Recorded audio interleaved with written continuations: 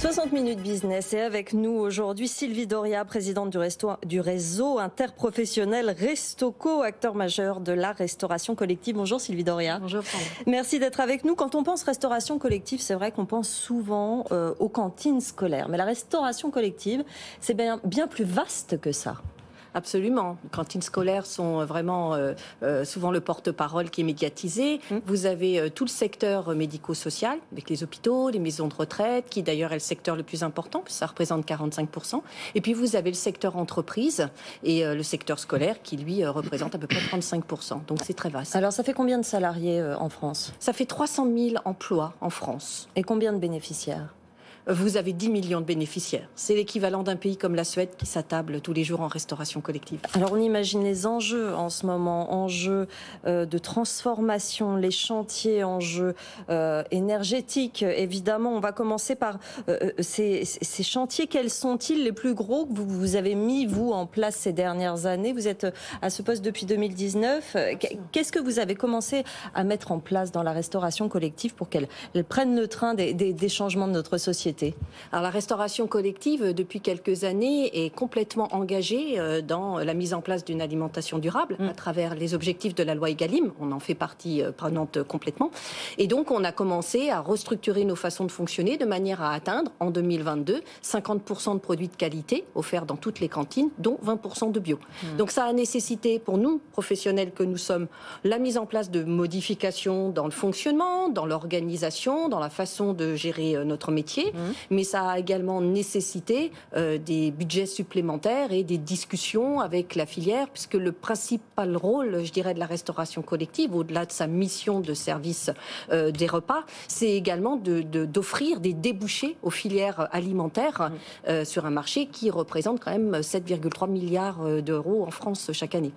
Jean-Marc. Et justement, comment vous adapter pour savoir ce qu'attendent de vous les consommateurs ? Parce qu'il y a des études qui mesurent quelle est la consommation de blanquettes de veau en France. On s'aperçoit que ça s'effondre. Et donc, en revanche, que les Français sont plus attachés à manger des poireaux. Il y avait une image où on voyait des poireaux et tout ça. Comment vous savez ce qu'attendent de vous les gens ? Et la deuxième question que je vous poserai, c'est en ce moment, tout un tas de prix augmentent sur la nourriture. Est-ce que vous les répercutez ? Est-ce que vous diminuez les portions ? Est-ce que vous essayez de rogner sur vos propres marges ? Comment vous réagissez à cette augmentation des prix de la matière première? Alors sur la première question, comment on sait ? C'est un petit peu comme le consommateur qui est citoyen quelquefois. Chez nous, il devient convive. Donc en fait, c'est la même personne, mais elle a des attentes différentes. Donc les attentes, elles sont toujours vers énormément de produits de qualité, énormément de produits correspondant aux besoins et aux envies du moment. Mais il faut savoir que la restauration collective, surtout dans les secteurs à prédominance sociale, est réglementée par un décret qui donne des règles nutritionnelles. Donc en fait, on ne va pas toujours, je prends les enfants par exemple, pas toujours répondre aux attentes des enfants qui sont assez éloignées des attentes nutritionnelles. Vous répondez aux politiques alimentaires. Complètement. On est complètement dans la continuité, dans l'application des politiques alimentaires, avec du bon sens et avec du jugement pour quand même pas heurter non plus les habitudes de consommation. Je parle des enfants, mais ça peut être pareil en hôpital, ça peut être pareil auprès des personnes âgées. Et en entreprise, il y a un libre choix. Donc on sait, mais on n'offre pas toujours ce qu'on sait. L'objectif étant un produit de qualité. Et juste par rapport à ça, nous avons également un rôle social, c'est-à-dire que la précarité alimentaire, ça existe. La restauration collective, on l'a vu pendant le Covid, quand elle s'arrête, il y a des personnes qui ne peuvent plus manger. Donc nous sommes quelquefois le seul repas équilibré de la journée. Donc c'est une sorte de compromis entre les attentes et il faut être un petit peu malin pour mettre sous forme adéquate et embellir un petit peu les objectifs nutritionnels. Ouais, alors, et sur les prix. On fait sur les prix, évidemment, c'est un problème. Nous sommes quasiment dans une situation d'impasse. Je parle aujourd'hui en mon nom, mais également au nom de toute la filière qui est rachetée, depuis les producteurs, transformateurs, grossistes et nous, restaurateurs. La loi Egalim, vous pensez bien, aller vers ces chiffres que je vous ai donnés tout à l'heure de produits de qualité, ça a un coût. Alors tout ce qui était faisable, on l'a déjà fait. On a gratté partout. Depuis plusieurs années, depuis maintenant 3 ans et depuis 1 an plus fortement, nous demandons qu'il y ait un accompagnement qui a été donné par l'État l'année dernière dans le plan de relance pour les toutes petites communes, au moins un accompagnement provisoire pouvoir pour se structurer, pour investir, pour amener des changements de comportement.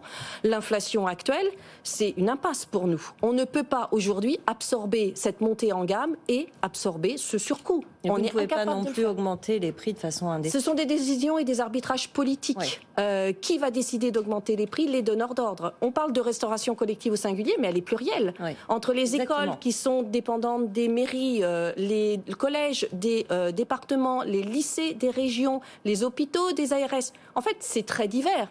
Nous avons, ces derniers mois, mais depuis maintenant presque un an, pris notre bâton de pèlerin pour expliquer à tous les donneurs d'ordre, à ceux qui donnent les budgets, qu'il faut que la restauration collective ait des moyens, sinon on ne servira pas de débouché comme on peut le faire, et c'est aussi une demande conjointe avec les producteurs, il faut qu'ils soient rémunérés au juste prix. Mais nous sommes le dernier maillon avant le convive. Et la décision d'augmenter ou pas, aujourd'hui 50% des mairies ont augmenté les tarifs, oui. Certaines peu, certaines beaucoup, certaines pas du tout. Il y a des arbitrages et ça, c'est politique. On a peu de temps, c'est pour ça que je veux vous poser cette question tout de suite. Est-ce que c'est un secteur, la restauration collective, qui attire les travailleurs? Est-ce que vous souffrez de pénurie dans votre domaine? Alors, on souffre de pénurie sur les métiers de la restauration. C'est pas spécifique à la restauration collective. On en a beaucoup parlé dans les médias. C'est spécifique à l'ensemble des métiers de la restauration. Donc, on a effectivement à faire connaître ce qu'on fait, qui est souvent méconnu.